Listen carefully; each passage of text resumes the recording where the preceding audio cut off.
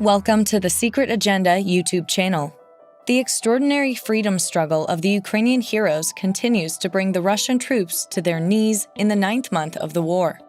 Russian troops who suffered heavy losses in the face of the attacks of the Ukrainian armed forces began to flee from many Ukrainian fronts. Putin's army, especially in the last 2 months, has been defeated in the clashes with the Ukrainian heroes, so the Russian army generally maintains its position of retreat.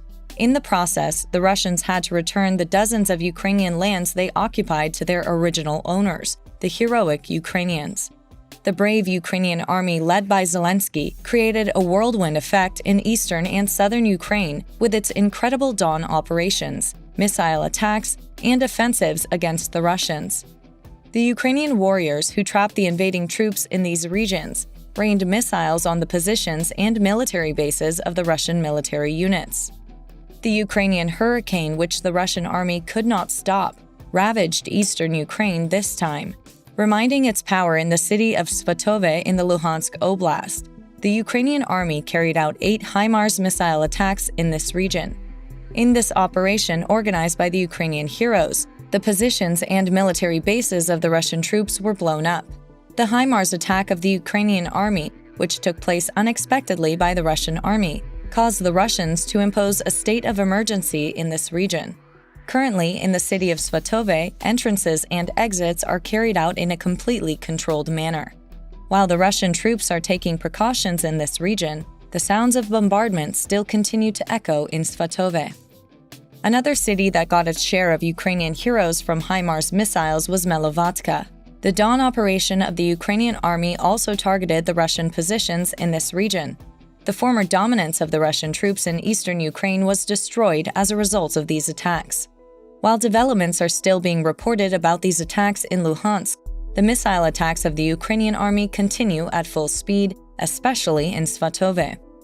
HIMARS in the inventory of the brave army of the Ukrainian leader Zelensky, which is advancing decisively, play a life-saving role for the Ukrainians at this point.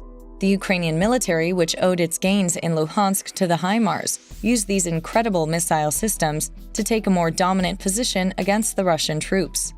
The Russian army is preparing to use the Lastochka M attack aircraft as a solution proposal to these irresistible HIMARS missile defense systems.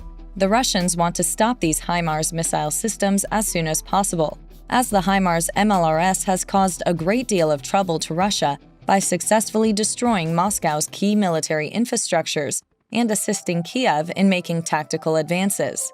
Other weapons and military equipment that the Russian army wanted to stop in the Ukrainian inventory also became a nuisance to Moscow in this war. But the 5 weapons used by the Ukrainian army are among the military equipment that the Russian army would want to see last. Now let's take a closer look at 5 weapons that allowed the Ukrainian troops to change the situation against the Russian army. Undoubtedly, the first thing that comes to mind is the M142 HIMARS systems. Manufactured by Lockheed Martin, the M142 high-motion artillery rocket system was introduced with a lightweight multiple rocket launcher system, first introduced in early 1993.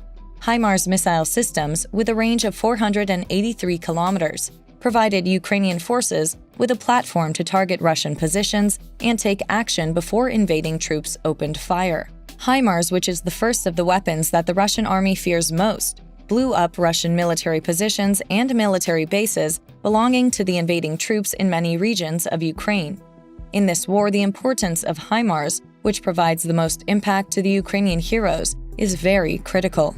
That's why U.S. President Joe Biden has announced a new $700 million military aid package that includes 4 of the M142 HIMARS to be sent to Ukraine. This aid package, on the other hand, created a cold shower effect in the Moscow administration.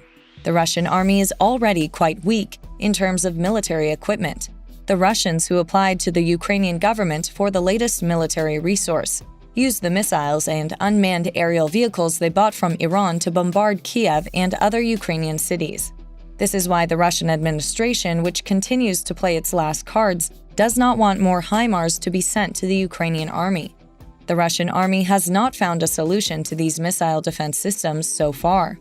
The first war machine in Ukraine to turn the war in favor of the Ukrainian army is definitely the US-made M777 155mm howitzer.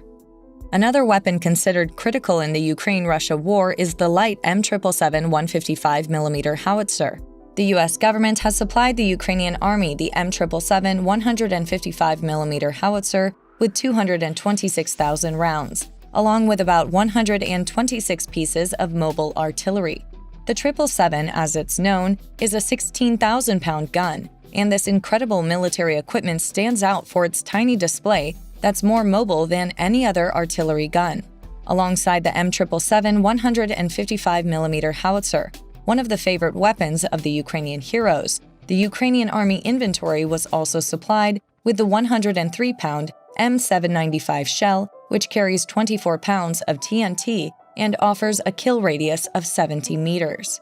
We should not forget the Ukrainian-made R-360 Neptune anti-ship missiles, which inflicted the heaviest loss on the Russian army in Ukraine. Kiev has had many opportunities to use the R-360 Neptune developed at the Luch Design Bureau. Mobile-launched Neptune, based on the Soviet Kh-35 anti-ship missile, proved to be a highly successful platform when it targeted the Russian frigate Admiral Essen in early April, and only weeks later the R-360 Neptune was successfully used again to sink Moscow, the Russian flagship of the Black Sea Fleet. Moscow, the Slava-class cruiser reportedly hit by 2 missiles, was the largest warship sunk in combat since World War II. While the R-360 Neptune has not been used much since the Russian Navy sent the flagship of the Black Sea Fleet to the bottom of the sea, the R-360 Neptune has certainly contributed to keeping the Russian Navy out of Ukraine's coastal waters. Another weapon that is the nightmare of the Russian army is the US-made FGM-148 Javelin. These man-portable anti-tank systems, including the FGM-148 Javelin, were crucial in stopping Russia's battlefield gains, and the FGM-148 Javelin succeeded in destroying hundreds of Kremlin tanks. The Kirit was first put into service in 1996 and has been continually improved. It was widely used by US forces in Iraq and Afghanistan. Along with the Swedish AT-4 and the UK's NLAW, the Javelin is used as one of the most viable ways to counter invading main battle tanks. While the Heat warhead is capable of hitting modern tanks from above where the vehicle's armor is at its thinnest, it can also be used against fortifications in direct attack warfare. At last, not to forget the powerful Ukrainian T-72 main battle tank, which crushed the Russian army with its own gun. Even before Russia launched its unprovoked and unwarranted invasion in late February, Ukraine was already an operator of the Soviet-era T-72 MBT.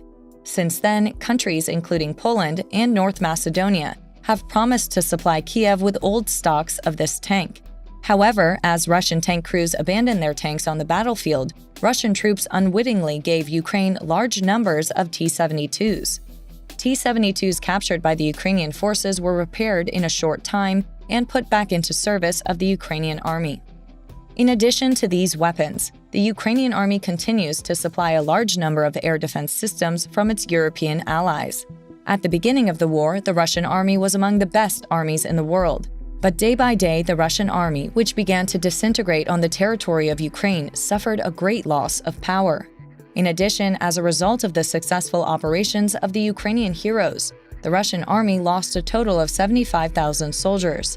Vladimir Putin mobilized 318,000 Russian citizens to compensate for this military loss, but this number did not match the quality of the soldiers lost by the Russian army. Moscow's invading troops continued to suffer heavy losses during the time spent in war, and now winter is ahead of us.